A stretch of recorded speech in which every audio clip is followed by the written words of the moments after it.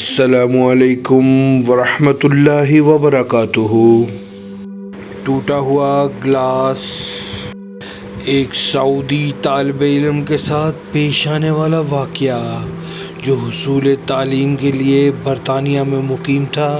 وہ طالب علم بیان کرتا ہے کہ مجھے ایک ایسی انگریز فیملی کے ساتھ کمرہ کرائے پر لے کر رہنے کا اتفاق ہوا جو ایک میاں بیوی اور ایک چھوٹے بچے پر مشتمل تھی۔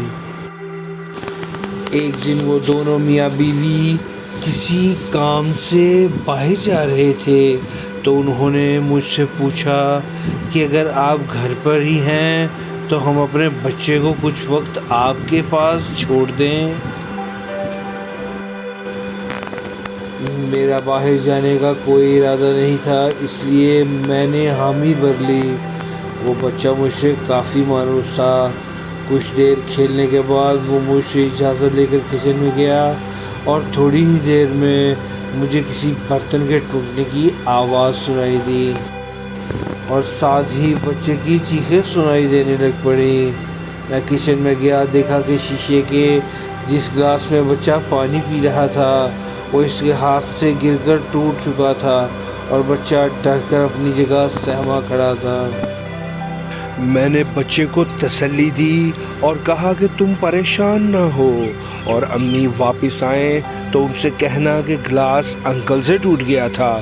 پھر میں نے سوچا کہ اگلے دن ایک گلاس لا کر کچن میں رکھ دوں گا۔ یہ ایک معمولی واقعہ تھا اور میرے خیال میں پریشانی والی کوئی بات نہیں تھی۔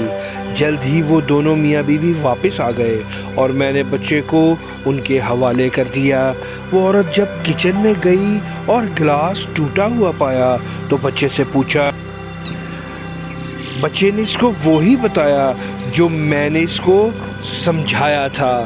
اسی شام کو وہ بچہ میرے پاس بہت افسردہ حالت میں آیا اور مجھے کہا کہ انکل میں نے امی کو سچ بتا دیا ہے کہ وہ گلاس آپ نے نہیں بلکہ میں نے توڑا ہے۔ اگلی صبح میں یونیورسٹی جانے کے لیے تیار ہو رہا تھا کہ میرے کمرے کے دروازے پر دستک ہوئی۔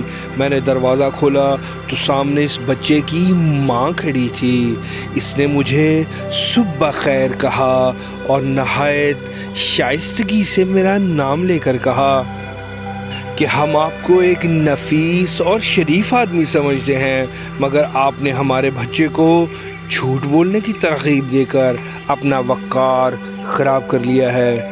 ہم نے آج تک کسی بھی معمولی یا بڑی بات پر اپنے بچے سے جھوٹ نہیں بولا، نہ کبھی اس کو جھوٹ بولنے کی ترغیب دی ہے، لہٰذا ہم آپ کو مزید اپنے ساتھ نہیں رکھ سکتے۔ برائے مہربانی آپ 24 گھنٹے کے اندر اندر اپنے لیے کسی دوسری رہائش گاہ کا بندوبست کر لیجئے۔ پیارے مسلمان بھائیوں، آئیے ہم ایک لمحے کے توقف کے ساتھ اپنا ہلکا سا احتساب کریں کہ ہم میں سے تقریباً ہر بندہ صبح سے لے کر شام تک معمولی باتوں پر کتنی دفعہ جھوٹ بولتا ہے اور کتنی دفعہ ہمارے بچے جھوٹ بولتے ہیں جس پر ہمیں کوئی ملال نہیں ہوتا۔ اللہ ہمارے حال پر رحم فرمائے اور ہمیں ہر حال میں سچ بولنے کی توفیق عطا فرمائے، آمین۔ آئیں اپنی اصلاح کریں۔